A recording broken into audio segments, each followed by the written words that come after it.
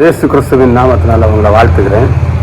இந்த நாளில் மத்தேயு 28ஆம் அதிகாரம் 19-20 இந்த வசனத்தை பார்த்தீங்கன்னா, இயேசு கிறிஸ்து கடைசியாக இந்த உலகத்திலிருந்து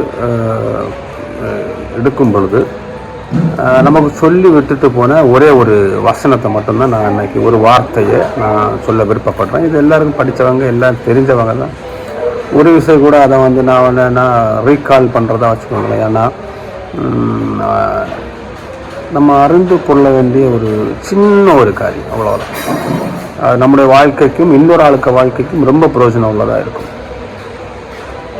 ஆகையால் நீங்கள் புறப்பட்டு போய் சகல ஜாதிகளை சீஷராக்கி பிதா குமாரன் பரிசுத்த ஆவியினால நாமத்தினால அவர்களுக்கு ஞானஸ்தானம் கொடுத்து. இதில் முதல் காரியம் என்னன்னா, எல்லா ஜாதியர் இடத்துலையும் போய் அவங்க சீஷராக்கி, நெக்ஸ்ட்டு பிதா குமாரன் பரிசுத்த ஞானஸ்தானம் கொடுத்து, நான் உங்களுக்கு கட்டளையிட்ட யாவை அவர்கள் கை கொள்ளும்படிக்கு அவர்களுக்கு உபதேசம் பண்ணுங்க. முதலாக சீஷராக்கணும், ரெண்டாவது அவர் கட்டளைகளின்படி ஞானஸ்தானம் கொடுக்கணும், மூணாவது என்னன்னா அவர்கள் கை கொள்ளும்படியாக உபதேசிக்கணும். இப்போ 3 காரியம். அந்த சீஷராக்கணும்னு சொல்லும்போது முதல்ல நாம் என்னவாக இருக்கணும்னா ரட்சிக்கப்பட்டிருக்கணும். ரட்சிக்கப்பட்டு சீஷர்களாக இயேசு கிறிஸ்துவோடு சேர்ந்து நடக்க பழகிக்கொள்ள வேண்டும். அது இயேசுவை சேர்ந்து நடக்க பழகிக்கொள்வதுன்னா அவருடைய காரியங்களை அறிந்து கொள்வது, அவரை விட்டு பிரியாமல் அவரோடு இருக்கிற ஒரு அனுபவம். அப்படி இருக்கிறவங்களுக்கு நெக்ஸ்ட் என்னன்னா ஞானஸ்தானம் என்கிற ஒரு உடன்படிக்கையை அவர்களுக்கு கொடுக்க வேண்டும். ஏன்னா பாவத்துக்கு மரித்து நீதிக்கு பிறப்பதன் அடையாளம். இப்போ நான் இயேசு கிறிஸ்து கூட மரிக்கிறேன், பிற்பாடு அவரோட உயிரோடு எழும்புவேன், அதான் அதுக்குள்ள அடையாளம். அதுக்கு பிற்பாடு தான் என்ன வருது, அவர்களுக்கு என்னன்னா கை கொள்ளும்படி அவங்க நான் உங்களுக்கு கட்டளையிட்ட யாவை அவர்கள் கை கொள்ளும்படி அவர்களுக்கு உபதேசம் பண்ணுங்கள். இதில் இங்கிலீஷில் அழகாக போட்டிருக்கோம் டீச். அப்போ ப்ரீச்னு போடலை, டீச் பண்ணணும் அப்படின்னு போட்டிருக்காங்க, உபதேசம் பண்ணுங்கள். அப்போ இந்த டீச் பண்ணணும்னா அவர்கள் கை கொள்ளும்படி உபதேசிங்கள்னா நாம் எப்படி கை கொண்டோமோ, முதலாவது சீசர்களாக மாற்றப்பட்டவர்கள் எப்படி கை கொண்டாங்களோ அவங்களுக்கு கை கொள்வதற்கு யார் காரணம் இருந்தாங்களோ அதுபோல கை கொள்ளணுமா. அப்போ இன்னும் ஆழமாக சொல்ல போனால், இயேசு கிறிஸ்து நமக்கு எப்படி உபதேசம் பண்ணாரோ அதே முறைமையில தான் நம்மளும் இன்னொரு ஜனங்களுக்கு உபதேசம் பண்ணணும். அதை விட்டுட்டு அதுக்கு மாறு கருத்தாக உபதேசம் பண்ணால் அவங்க கை கொள்ள மாட்டார்கள். இன்னும் ஆழமாக சொல்ல போனால், இயேசு கிறிஸ்து என்ன சுபாவத்தில் கை கொண்டாரோ, இயேசு கிறிஸ்து என்ன சுபாவத்தில் பேசினாரு, எப்படி பேசினாரு, அன்பா பேசினாரா, சமாதானம் பேசினாரா, குறை சொல்லி பேசினாரா, அதிகாரத்தோடு பேசினாரா, அப்போ இதெல்லாம் நாம வசனத்தின் மூலியமாக அறிந்து கொள்ள வேண்டும். இன்னும் ஆழமாக சொல்ல போனால், நாம ரட்சிக்கப்பட்டு ஸ்நானம் எடுப்பதற்கு அவர் என்ன எப்படி வழி நடத்தினாரோ அதுபோல தான் நானும் அவங்களுக்கு வழி நடத்தணும். அப்போ அந்த வழி நடத்துதலை குறித்து நம்ம படிக்கும்போது நம்ம யார்கிட்ட பழகி கொள்ளணும்னா இயேசு கிறிஸ்துவிட்ட பழகி கொள்ள வேணும். இன்னும் ஆழமாக சொல்ல போனால், இயேசு கிறிஸ்து நம்மளை எப்படி வழி நடத்தியிருப்பார்னு பார்த்தீங்கன்னா அன்பால் வழி நடத்தியிருப்பார். அந்த அன்புனால தான் நம்ம என்ன பண்ணுறோம், ரட்சிப்புக்குள்ளாடி வந்தோம். ரட்சிப்புக்குள்ளாடி வந்தனா கட்டளையின்படியாக செய்ய தொடங்கணும். அவருடைய கட்டளை ஞானத்தை எடுப்பதற்கு அவர் என்ன அன்பாக கொண்டு போனார். கொண்டு போயிட்டு நெக்ஸ்ட் ஸ்டேஜ் என்ன பண்ணார், அவருடைய கட்டளைகளை நான் கை கொள்ளும்படியாக ஒவ்வொரு நாள் நான் எப்படி, இப்போ எக்ஸாம்பிள் டோரிஸுக்கு எப்படி உபதேசம் கொடுத்தா அவன் கை கொள்வான்னு உள்ளது அவருக்கு நல்லா தெரிஞ்சுது. அப்படி அவர் என்ன பண்ணுறாராம், வழி நடத்தினார். இந்த வழி நடத்துதல் எப்படி எனக்குள்ளாடி கிரியை பண்ணுறதோ அதை சாட்சியாக நான் இன்னொரு ஆளுக்கு என்ன சொல்லணும், உபதேசமாக சொல்லணும். உபதேசம் சொல்கிறது டீச் பண்ணுறது. நான் படித்தாதான் இன்னொரு ஆளுக்கு சொல்லிக் கொடுக்க முடியும்.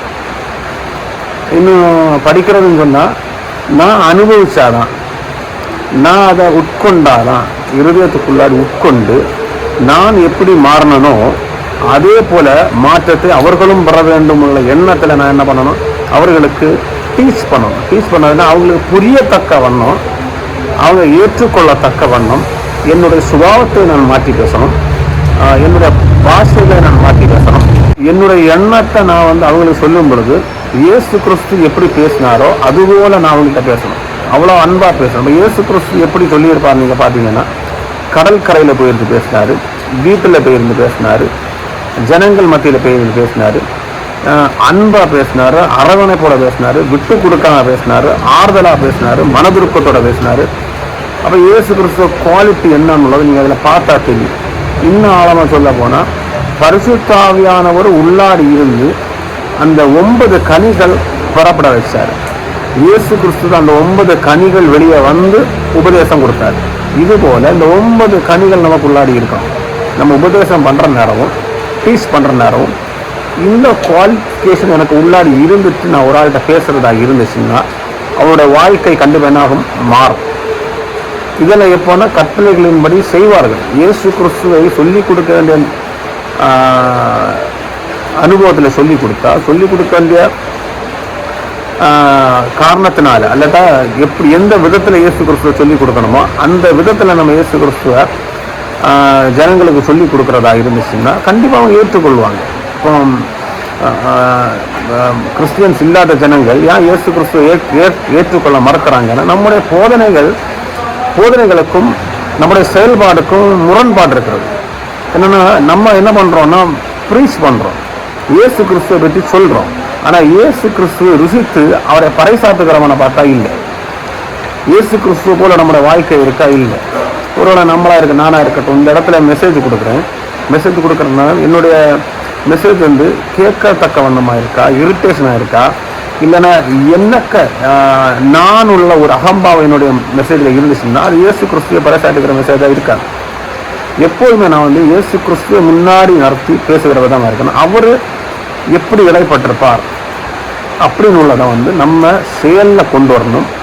செயல்னு சொல்கிற முதலாவது என்னோட பேச்சில் நம்ம கொண்டு வரணும். ஒரு பெருமையான பேச்சு இருக்கக்கூடாது, ஒரு அகம்பாவமான பேச்சு இருக்கக்கூடாது, மேட்டுமையான பேச்சு இருக்கக்கூடாது, ஸ்ட்ரிக்டான பேச்சு இருக்கக்கூடாது. இன்னும் சொல்ல போனால் இவர்கிட்ட கேட்கலாம் ஒரு ஜோவியலான பேச்சு இருக்கக்கூடாது, ஒரு காட்டமான பேச்சு கூட சில நேரத்தில் இல்லாமல் இருக்கணும். ஏன்னா எல்லா ஆத்மாவும் விலையேறப்பட்டது. ஏன்னா எக்ஸாம்பிள் சொல்லப்படும், விபச்சார ஸ்திரியை கையும் களவை மாட்டினப்போ இயேசு கிறிஸ்து அதில் எரிஞ்சு விழல. நீ ஏன் தப்பு பண்ண, இப்படி இருப்ப அப்படி இருப்பேன்னு எல்லாம் சொல்லலை. அவர் வந்து கண்டித்தார். எப்போனா தனிமையில் கூப்பிட்டு கண்டித்தார். பப்ளிக்கில் கண்டித்தாரான்னு பார்த்தா இல்லை. ஆனால் பப்ளிக்கில் என்ன பண்ணார், உணர்த்தினார். அவள் உணரப்பட்டாள். இந்த மாதிரி காரியங்கள் நம்ம வாழ்க்கையில் நம்ம செய்து பழகிக்கொள்ள வேண்டும். ஒரு ஆள்கிட்ட எப்படி பேசணும், என்ன நாகரிகத்தில் பேசணும், இதெல்லாம் வந்து கிறிஸ்டியன் லைஃப்பில் ரொம்ப முக்கியமான ஒரு காரியம். இப்படி இருக்கிற அவருடைய கட்டளையின்படியாக அவங்க நடப்பாங்க. அதான் அது அழகப்பட்டிருக்கு.